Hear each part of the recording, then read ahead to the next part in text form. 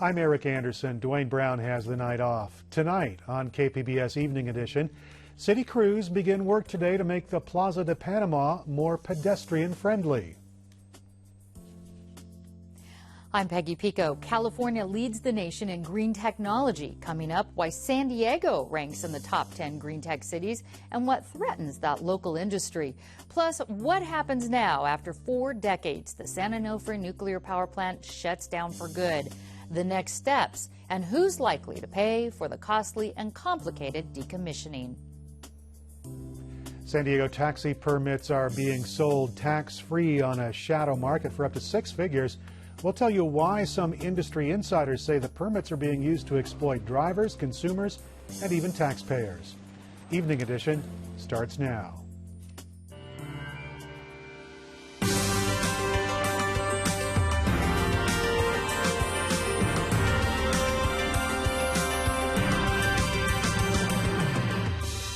KPBS Evening Edition is made possible by Joan and Irwin Jacobs and by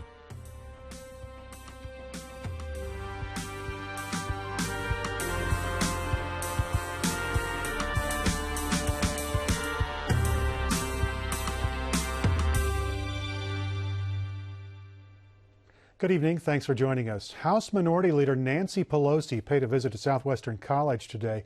KPBS Metro reporter Sandia Dirks reports she was there to celebrate the birthday of the Equal Pay Act.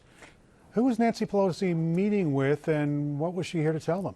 Well, she came to talk to a group of women, young and old, and they were really there to celebrate. The Equal Pay Act turns 50 today. It was signed into law by President John F. Kennedy. He called it a first step in trying to level the wage gap between women and men. At that time, women made just over half of what men made. Pelosi talked about how far women have come. And as someone who was the third most powerful person in the free world when she was Speaker of the House, she embodies that progress. But she also said, just look back over the history of the women's movement. Many fundamental problems remain in play today. During World War II, women were in the workplace, helping in the war effort, Rosie the Riveter and all that. Then, higher education of women. Women in the professions, or in the workplace, or at home, as they chose. The missing link in all of it was affordable, quality child care. And this is what we have to do to unleash the full power of women. So today, what do women make in comparison to their male counterparts? Well, according to statistics from the U.S. Department of Labor, a woman makes 77 cents for every dollar a man makes. Pelosi says half a century from when the Equal Pay Act became law, that's not enough change. So she wasn't just celebrating the old legislation. She was also stumping for some new law. To be specific, the Paycheck Fairness Act. If passed, it would strengthen penalties against gender discrimination and require employees to prove any pay disparity is about the job and not about the gender. She also noted that what will really shift things for women is a cultural change, something that she says is already underway. KPBS Metro reporter Sandia Dirks. Thanks, Sandia. President Barack Obama also called attention to the Equal Pay Act today. He spoke before an audience made up almost entirely of women at the White House. You wouldn't like it if you were forced to work every 4th day without pay. Men would be complaining about that. They wouldn't think that was equal or fair. So this is the 21st century. It's time to close that gap. City of San Diego crews blocked off access to parking spots in Balboa Park's Plaza de Panama today. It's part of Mayor Bob Filner's plan to make the heart of the park more pedestrian-friendly. It was a welcome move for San Diego resident Lane Michelle. He called the confluence of cars and pedestrians the park's biggest problem.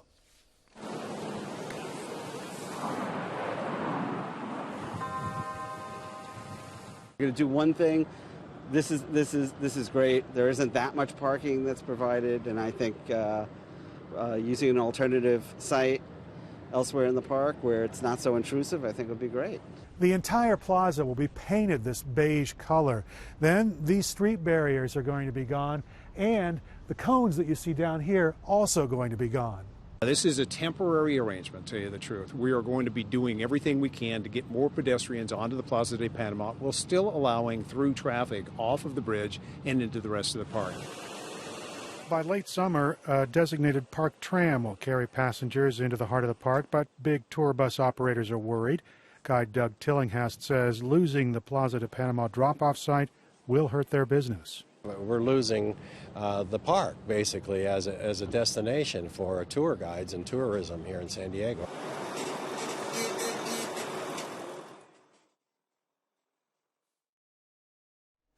Traffic will be limited on weekends and holidays starting in September. Public reaction to the changes will be closely monitored. City officials say they're open to changing what doesn't work out. San Diego City Hall set aside $300,000 to make those changes.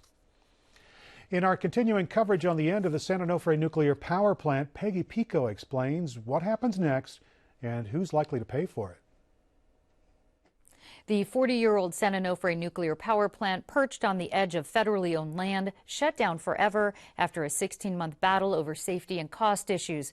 But the fight is far from over. The Public Utilities Commission will continue to hold hearings over who should pay for the plant while it was offline, while other concerns over spent fuel, the cost, and logistics of decommissioning the plant continue to grow. Here with more on what we can expect, our nuclear expert and SDSU professor Murray Jennings and Rochelle Becker, Executive Director for the Alliance for Nuclear Responsibility.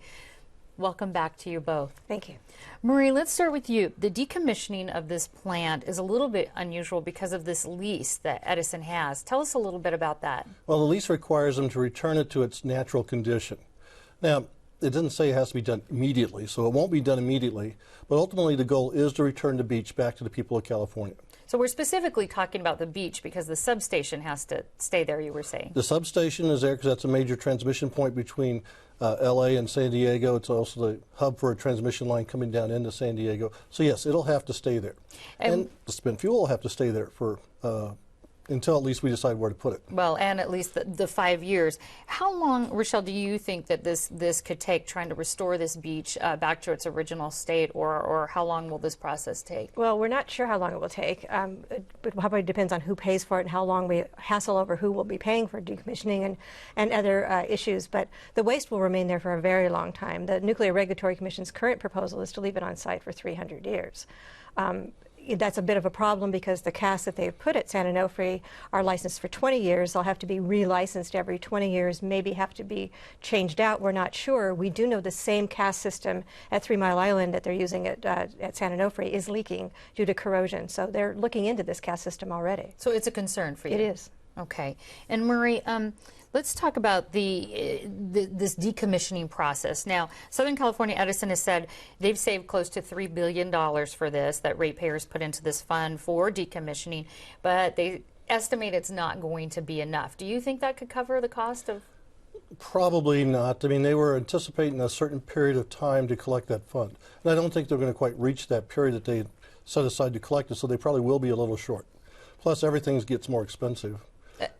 As we continue to grow, right? It's not going to get cheaper. Right. We're going to follow this money thread a little bit, Rochelle. So do you think that it's the ratepayers? I think this is what's up for debate, that they will need to make up that cost difference. That's right. That's what the PUC will decide. The Public Utilities Commission will hold hearings, and they'll decide who's going to pay for decommissioning, who's going to pay for storage of waste, who's going to pay for security that continues on, who's going to be paying for the other incidentals that are very expensive in a nuclear power plant from now until it actually really is decommissioned, and more than that, mothballed, and it's back to the original position. And how long until it's decommissioned? I mean, the process, are we going to see anything, Murray? Are we going to see trucks moving in tomorrow? How long is this really going to take? Not immediately. First off, they got to do a plan. You don't do anything like on this scale without a plan, and that plan wasn't started, so it'll take a year or two to get a plan. Plus, the longer they let it sit, the cooler it gets from a radioactive standpoint. So the first part of the plan is always to let it decay away some. Kind of cool off, as cool they call off it. for a few years, and then they'll start pulling out the lesser needed systems. They'll leave the systems that have to be there, the buildings that have to be there to house the radioactive material, and the ones that are radioactive. just pull the stuff around it. So it'll be a long time before you actually see the domes go away. They may not go away. Okay, a long, slow, costly process. Rochelle, what about the next steps for the Nuclear Regulatory Commission? Who's going to be sort of handling this very slow-moving giant? Well, they haven't actually received the application to retire the plant from Edison yet. On Friday, I did receive an email from the Nuclear Regulatory Commission saying that the hearing that they had planned this week to talk about the process of restart has been canceled, and within the next few weeks we'll be beginning hearings on what decommissioning involves, what are the logistics of decommissioning, the technical issues, and then we'll go to the Public Utilities Commission and say, okay, how much is this going to cost, and who do you think is going to pay for it? And who do you think is going to pay for it? Well, I think it should be shareholders should be paying for it, but I think there's other culpabilities. I think that, you know, shareholders also include teachers and people that work for the state. I mean, they're invested in these utilities as well. So I think we, first of all, need to freeze profits on this, and everybody gets the same thing. I mean, Edison shouldn't be making a profit and giving, you know, over 2.5% to their shareholders when none of us can earn a percent on our own share on our savings accounts. And so, I know this has to be the last comment, but Marie, you disagree with that. You think ratepayers should pay this? Well, actually, I think Rochelle had a good point earlier that the federal government has a part that they should be paying because they did fail in providing a repository. I do believe shareholders, that was the agreement when the plant was first set up, so that should continue to be so. Well, not the shareholders, but the ratepayers. The shareholders probably will get to pay some also. So I think, and then hopefully we'll get some from Mitsubishi. So diversify it a little bit. We are out of time. Murray Jennings and Rochelle Becker, thanks so much. If folks want to know more about this or comment, they can do so on our website, kpbs.org. Thanks again. Thank you. Thank you. A wildfire burning in the San Bernardino National Forest has scorched 1,500 acres and is still only 15% contained. The Hathaway fire started Sunday on the Morongo Indian Reservation in Riverside County. The U.S. Forest Service says it isn't threatening any homes. About 1,000 firefighters are battling the blaze with help from more than a dozen aircraft. Getting to downtown from the Mid-City area is about to get easier. Sandag is set to begin construction this month on the Mid-City Rapid Bus Project. Our Speak City Heights reporter Megan Burks joins us from the newsroom with more. Megan, tell us a little bit about this new route and how it's going to speed up transit in the Mid-City corridor. The Mid-City Rapid Bus Route will take passengers from San Diego State to downtown and back via El Cajon and Park Boulevards. The route will have fewer stops, synchronized lights, and in some spots separate bus lanes in the median. It will also be one of the first lines in San Diego to feature real-time digital tracking of buses at bus stops. So how is the community reacting to the plan? Well, there's broad support in City Heights, where residents have long been calling for more transit options, but there's still opposition in Hillcrest. Residents in 3 senior facilities on Park Boulevard say they're worried about safety. They'll lose stops just outside their front doors and have to cross busy traffic lanes to board in the median. Sandag heard these concerns during the public comment period last year. So what can people expect when the construction phase begins? Well, workers will start on Park Boulevard and move east over the next year. Expect some lane closures, but streets and businesses should remain open. You can learn more at community meetings tonight and Thursday and on our website at kpbs.org. That is Speak City Heights reporter Megan Burks. Megan, thanks very much. A state senator who is the subject of a federal investigation said today that the past week has been very stressful, but he promised to keep working. Ron Calderon had his offices searched by the FBI last week.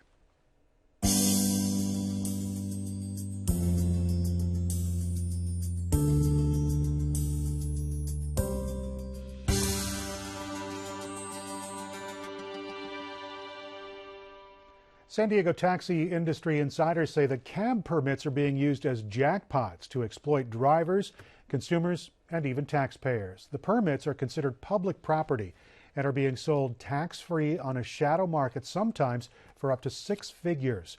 KPBS investigative reporter Amitha Sharma says those transactions are driving up passenger fares and forcing drivers to work perilously long hours for barely livable wages.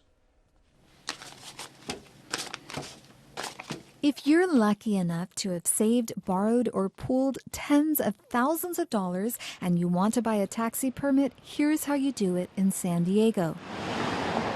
So there is a few middlemen in the town. They recommend you just go tell them, I want to buy a permit, and then you bring all the cash, close the door somewhere, you count money, give him, Fred is an East African immigrant who spoke on the condition of anonymity for fear that cab company owners and fellow drivers may retaliate against him. He says he has bought and sold several taxi permits on the private market over the last 10 years. Actually, we was doing the wrong. I realized that the system is wrong. The system is allowed to us to do it. The system is overseen by the Metropolitan Transit System. It regulates San Diego's taxi industry. Officially, permits change hands from a seller to a buyer for a $3,000 fee to MTS through what's known as a transfer. But unofficially, cab driver attorney Bob Glazer says there's a hidden process. Once MTS says, okay, we'll transfer it, then all the money deal is done with a handshake and back room. And where the people get the money to buy the license, where they borrow it from, how they earn it, that's all off the record. Nobody knows. A KPBS iNews source analysis of MTS data shows between March of 2009 and April of this year, there were 326 transfers. About 83% of the permits that were transferred changed hands once. Nearly 17% were transferred twice. Fred, the cab driver, says permits can go for as high as $160,000 on the private market. Sometimes you buy 90,000, you sell it 1 month, extra 40,000, you make profit. Sometimes you buy 30,000, you sell 100,000.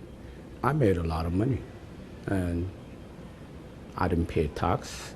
The tax-free nature of the transactions raises legal questions. California Franchise Tax Board spokeswoman Denise Azimi says the state views the gain on the sale of an intangible business asset like a license as taxable income. Lawyer Glazer believes the private market cab permit sales are illegal. Because the license itself is not owned by the person selling it. The license is a property of the citizens of San Diego. San Diego Mayor Bob Filner says he's concerned and perplexed. Why is there a black market, which is the reason for those expenses? Why is the black market allowed to operate where we charge $3,000 for a taxi medallion, but they're now being sold for $150,000? That's not right. The answer, according to drivers, lies in the law of supply and demand. There are 993 permits held by 418 individuals and cab company owners in the city of San Diego, and there are 1,850 drivers looking for work. Bob is one of those drivers. He's an East African immigrant who leases one of 6 permits owned by a man in East County. Bob would not allow his name to be used because he says the lease owner will fire him if he speaks publicly about their financial arrangement. Bob says he paid $7,000 up front to enter the agreement, and each month he pays $1,200 to lease the medallion and spends another $650 on gas and insurance. He says some months he takes home as little as $1,000 after working 12 hours a day, 7 days a week. The married father of 2 children holds a second job as a technician. He says it's a harsh life.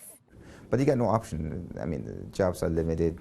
A recent study by San Diego State University and the Center on Policy Initiatives found that nearly 90% of taxi drivers in the city lease permits from individuals or taxi companies. The study showed drivers earn a median wage of $4.45 an hour, including tips. Fred, the cab driver, says the soaring lease rates and a thriving private market mean higher cab fares for the tourists, seniors, and military personnel who all regularly use cabs as their main transportation mode. In this industry, the number one victim is consumer, the second is driver, and the third one city.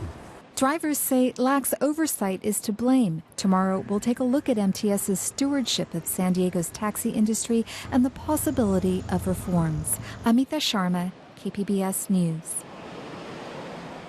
The Supreme Court is giving California raisin producers a new day in court. They object to a government program that aims to stabilize prices by regulating the market. They regulate the market by keeping some raisins off store shelves. California leads the nation in clean technology with a lot of help from San Diego, which now ranks in the top 10 cities in the U.S. for clean power generation. Peggy Pico has details. In the latest U.S. Clean Tech Leadership Index, San Diego ranks number 7 out of 50 cities rated for clean technology. The study, done by energy research firm CleanEdge, looked at things like new patents, clean energy generation, and venture funding for green technology. Here with more on why the index ranking is important to our city is Holly Smithson, President and CEO of Clean Tech San Diego. Welcome. Thank you. Appreciate you having me. All right. Well, Holly, in your report, there was about 800 companies in San Diego that came under the umbrella of clean technology companies. What makes a company a clean tech company?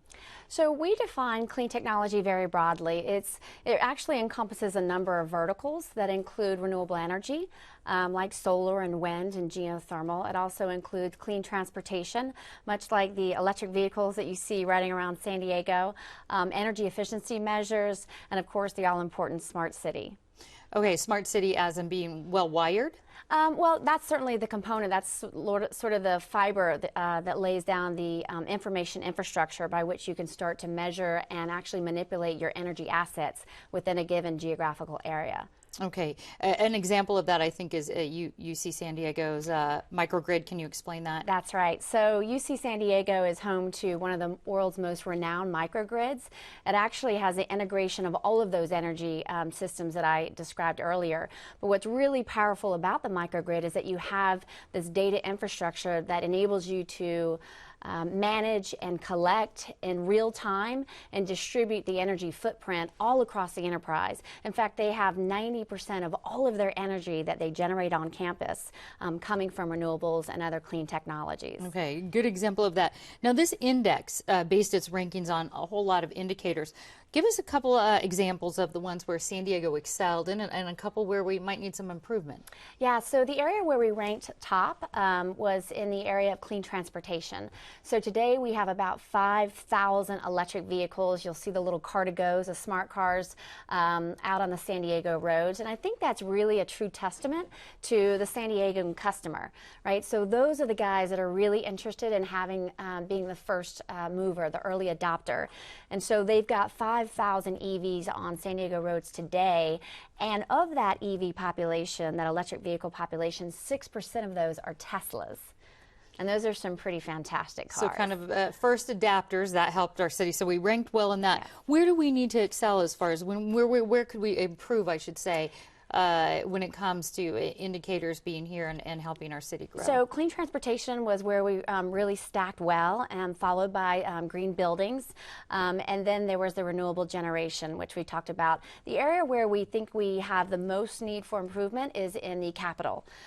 So when we think about venture capital, that usually goes north to the Bay Area, and then San Diego, by virtue of being at the bottom of the state, so flows the dollars. So we're really having to look less towards the venture capital and the private equity and more towards the government funding like the DOD and some of the other agencies that are investing here. Now, there's some things that really impact this. Certainly there's a state law, AB 32, that was the mandate years ago for clean technology in response to climate change.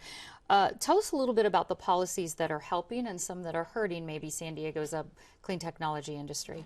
So I think what we saw during the Schwarzenegger administration was the introduction of AB 32, which is his landmark Global Warming Solutions Act. And that put into place a number of compliance requirements, a very complex cap and trade program, and then some subsequent legislation, which is a renewable portfolio standard. So all of these set out ways in which the utility and the consumers and the corporations can reduce their greenhouse gas emissions. So that, in essence, signaled to the market that there is a very, very frothy marketplace. And that's when you have the companies and the technologies being deployed to realize these compliance standards. But I understand that some people are concerned that there's some permitting processes that are getting in the way of actually reaching that mandate. Yes.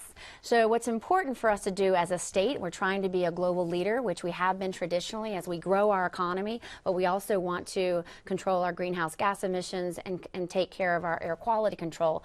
But what happens is you have the local politics that aren't really consistent with the state and the federal. So you need to make sure if you're going to put your flag in the ground and you're going to say we're open for business, you need to make sure you're not talking out of both sides of your mouth.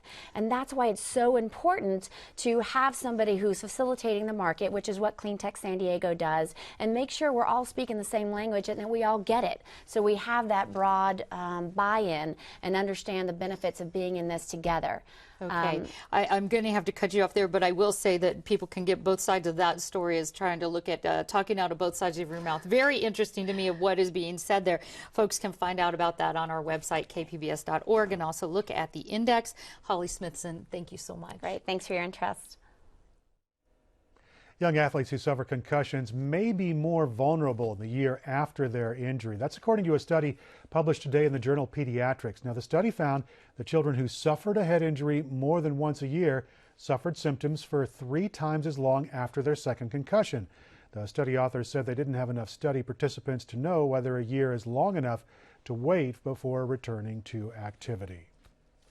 Baby Shamu needs a name, and SeaWorld is inviting its Facebook fans to vote for their favorite name on its Facebook page. The options? Heiko, which is Norse for chosen son, Valentino, Italian for strong, or Makani, Hawaiian for the wind. Voting is open through Friday. SeaWorld will announce the winning name on Friday afternoon. Baby Shamu was born on Valentine's Day this year to his 37-year-old mother, Kasatka.